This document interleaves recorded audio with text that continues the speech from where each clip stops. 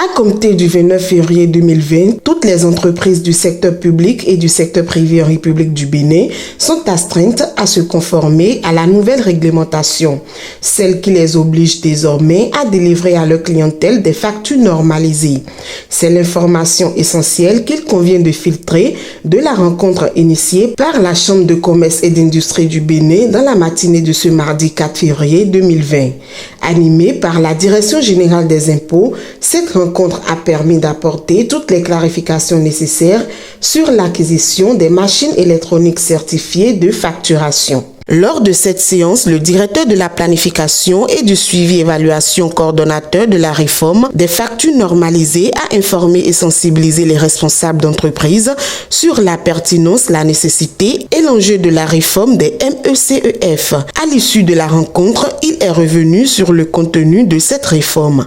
C'est juste une machine que chaque entreprise doit acheter et installer dans son entreprise et à l'occasion de chaque transaction émettre désormais des factures normalisées.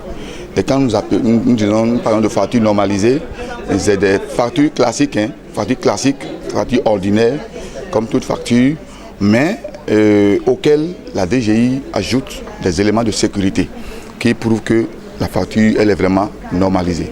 Donc le principe, c'est quoi?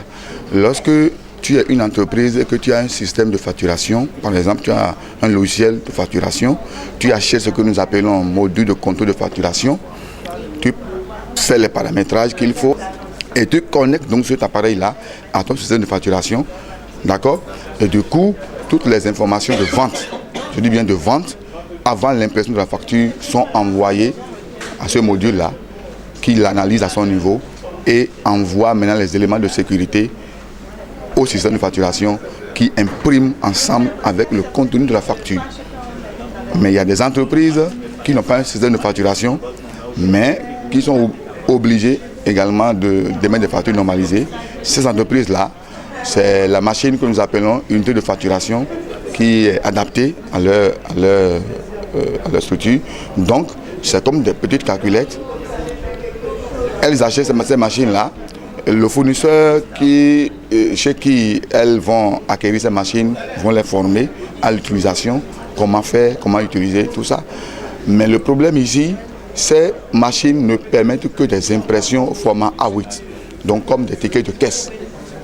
Et donc, si vous êtes une entreprise et que vous devez facturer, faire des factures au format A4 par exemple, vous ne pouvez pas utiliser cette unité de facturation. Vous êtes obligé donc d'utiliser le module de contrôle de facturation et par conséquent, vous êtes obligé d'acheter un petit logiciel de facturation avant de pouvoir l'installer.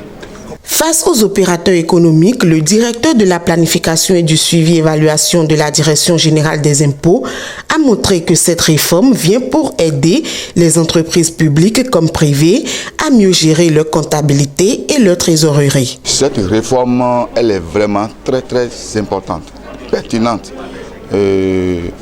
au premier chef là pour les entreprises. Pourquoi? Parce que ça sécurise en premier lieu leur comptabilité. Ça évite les cas de fraude, les cas de détournement, souvent orchestrés par les comptables, par les caissiers.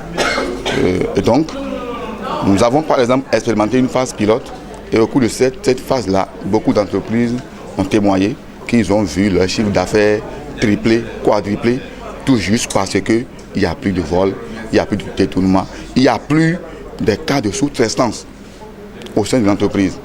L'autre chose, ça instaure une saine concurrence parce que tout le monde est désormais traité à la même enseigne. Nous sommes tous des entreprises assujetties à la TVA.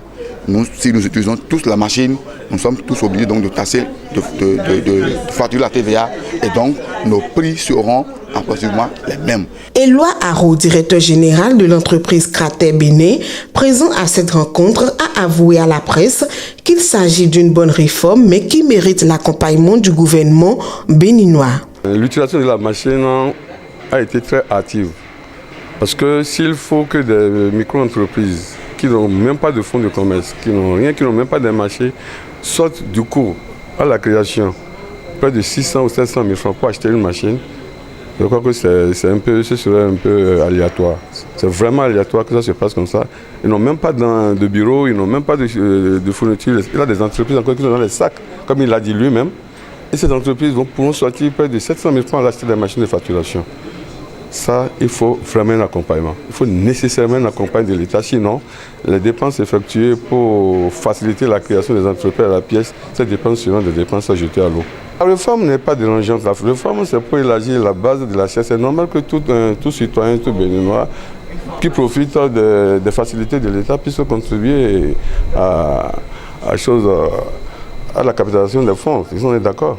Mais pas comme cela. Tel que c'est parti, c'est très brutal. Ailleurs, quand vous créez une entreprise, la machine vous est donnée dès la création de l'entreprise. On vous l'installe, on vous forme, on vous accompagne. Ailleurs, quand vous créez une entreprise, l'État étant partenaire, partageant vos bénéfices avec vous, comme ici les 35% de vos bénéfices de BIC, l'État vous accompagne à la recherche des marchés. Donc les marchés sont déjà distribués à partir du euro et toute entreprise créée avant la fin de l'année doit avoir un marché. Ici, non.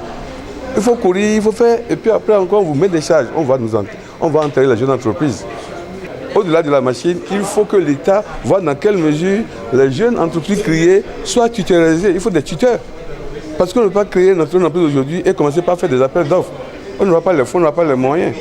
Grâce à cette réforme, la Direction générale des impôts entend élargir l'assiette fiscale et contribuer à améliorer la santé financière des entreprises béninoises.